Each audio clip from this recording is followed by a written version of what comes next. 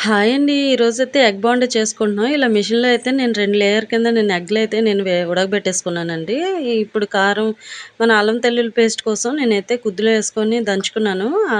దాంతో కారం కావాలని పచ్చిమిరపకాయలు కూడా ఇలాగేసుకొని దంచుకుంటే చాలా టేస్టీగా ఉంటదండి. క్రిస్పీగా ఉంటాయి కూడా.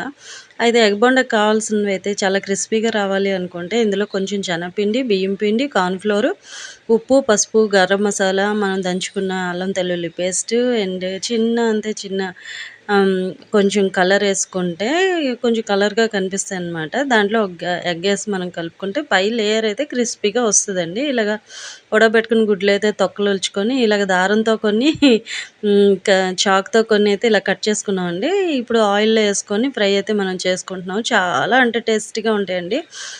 మొన్న అడిగిన పొడుపు కథకైతే నిప్పండి.